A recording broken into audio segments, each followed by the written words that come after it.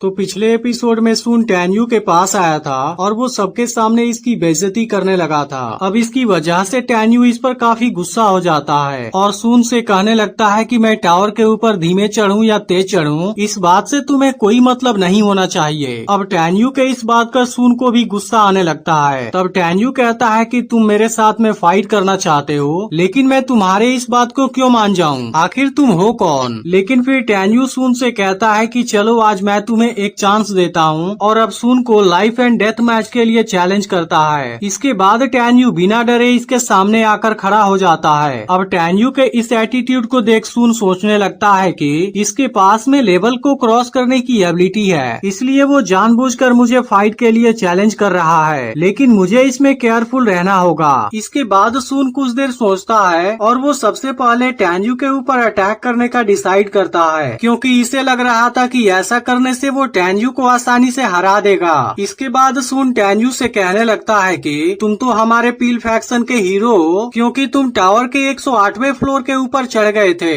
लेकिन अगर मैं तुम्हें इस बैटल में मार दूंगा तब मुझे डर है कि मिस बिंग मुझे दोषी ठहराएंगी। इसलिए अगर मुझे इस बात की चिंता नहीं होती तब मैं तुम्हारे साथ लाइफ एंड डेथ बैटल जरूर करता और तुम्हें अब तक डिस्ट्रॉय कर देता। लेकिन इसके बावजूद भी अब सुन किसी बात की चिंता नहीं करता और टैन्यू को घमंडी बोलने लगता है। इसके बाद वो अचानक से कोई अपनी पावरफुल टेक्निक यूज करता है और सीधे टैन्यू के ऊपर अटैक कर देता है। अब टैन्यू इस अटैक के लिए तैयार तो नहीं था, लेकिन फिर भी उसे इसमें कुछ नहीं होता। अब यह देखते ही बाकी स्टूडेंट इनके बीच में से हट जाते हैं और कहने लगते हैं कि सुन के पास बिस्ट एम्ब्रियो सोल है, जिसकी वजह से अब उसकी पावर 10 गुना तक बढ़ गई है और इस वक्त वो 7 डेडली मिस्टिक फिस्ट के टेक्निक का यूज कर रहा है, इसलिए उसका हर एक पंच उसके पावर का 5 गुना होगा, जिसकी वजह से सून इस वक्त 50 गुना ज्यादा पावरफुल हो गया था। इसके बाद हम देखते हैं कि सून को अपने ऊपर पूरा कॉन्फिडेंस है और उसे लगता है कि वो इसकी मदद से टैन्यू को आसानी से हरा देगा।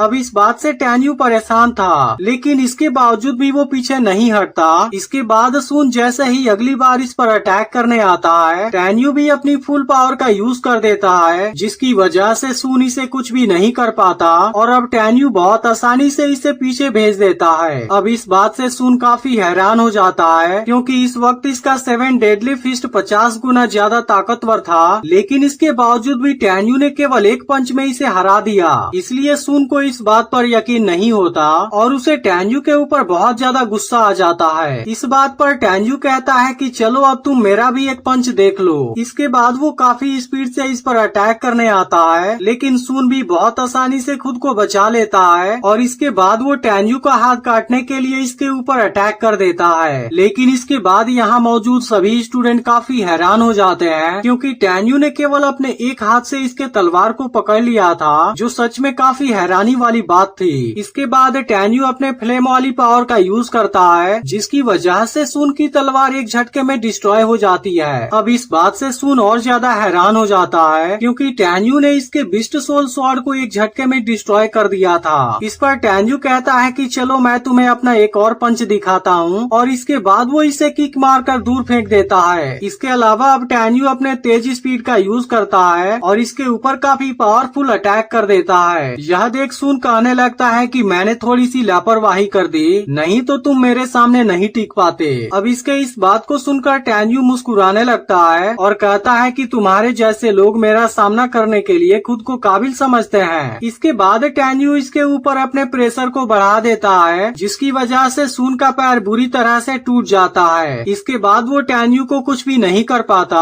और इसके सामने बेहोश होकर गिर जाता है। इसके बाद टैन्यू कहने लगता है कि मुझे मारने के बारे में तुम अपने अगले जन्म के बारे में सोचना। इसके बाद वो इसे मारने के लिए इस पर अटैक करने आता है, लेकिन इसी वक्त थर्ड एल्डर यहाँ पर आ जाता है और टैन्यू को रोकने के लिए अपनी तलवार से इस पर अटैक कर देता है। लेकिन टैन्यू इसे देख लेता है और खुद को बहुत आसानी से जख्मी होने से बचा लेता है। इसके बाद थर्ड एल्डर सून के कंडीशन को देख टैन्यू के ऊपर बहुत ज्यादा गुस्सा हो जाता है और कहने लगता है कि तुमने अपने साथी स्टूडेंट को ही सबके सामने इतने बुरी तरह से मारा, आखिर ऐसा करने की तुम्हारे अंदर हिम्मत कहाँ से आ गई? यह सुनकर टैन्यू एल्डर के सामने आता है और कहता है कि आपने सच में एक बहुत अच्छे स्टूडेंट को ट्रेन किया है, लेकिन उसने मेरा फायदा उठाने का कोशिश किया और मेरे ऊपर 7 डेडली फिस्ट के टेक्निक से अटैक कर दिया, जो कि इस वक्त 50 गुना पावरफुल है। इसके अलावा जब आप यहाँ पर आए थे आपने तो मुझसे कुछ भी नहीं पूछा और लगभग जान से मारने की कोशिश भी की, इसलिए ऐसा लगता है कि टॉप बीम राइट नहीं है और बॉटम बीम रॉन्ग है। अब टैन्यू के इस बात को सुनकर एल्डर को काफी गुस्सा आता है, लेकिन इसके बाद वो इसे कुछ भी नहीं बोल पाते।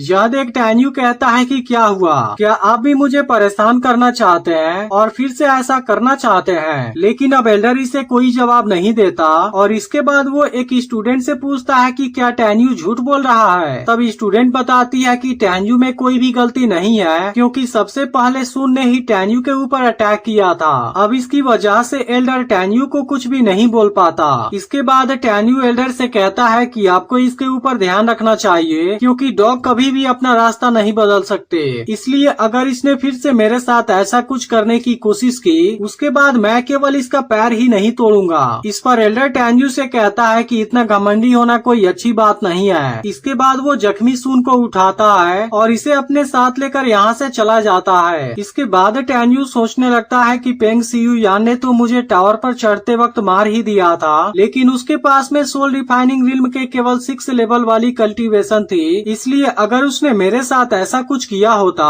उसके बाद मैं 9 यून को निकालने के बारे में एक बार भी नहीं सोचता, जिसको मैंने चियू योंगमिंग को मारने के लिए यूज किया था। अब लू टैन्यू के पावर को देख हैरान हो गया था। तभी टैन्यू लू से कहता है कि चलो अब बैटल के लिए चलते हैं, लेकिन अब लू टैन्यू को इस चैलेंज के लिए मना कर देता है, क्योंकि टैन्यू ने तो सुन को भी इतने बुरे तरीके से हरा दिया था, इसलिए अब लू समझ जाता है कि वो टैन्यू के सामने नहीं टिक पाएगा। इसके बाद सोंग भी बैटल वाले चैलेंज के लिए मना कर देता है, लेकिन फिर भी वो टैन्यू से इमोर्टल माउंटेन में चलने के लिए कहता है, जहाँ पर वो सभी एक साथ में ड्रिंक लेंगे। लेकिन अब टैन्यू इन दोनों से कहता है कि मेरे पास में कुछ जरूरी काम है, इसलिए मैं अभी के लिए यहाँ से जाना चाहूंगा और जब कभी भी मुझे फ्री टाइम मिलेगा मैं वहाँ पर जरूर आऊंगा। तब सोंग टैन्यू से कहता है कि अगर तुम बिजी हो तब हम भी तुम्हें परेशान नहीं करना चाहते, इसलिए तुम अभी के लिए जा सकते हो। इसके बाद टैन्यू अपने फ्लाइंग स्वॉर्ड का यूज करता है और यहाँ से निकल जाता है। इसके बाद अब टैन्यू सबसे पहले एल्डर डी से मिलना चाहता है ताकि इसे टूल मेकिंग मटेरियल के बारे में कुछ पता चल सके,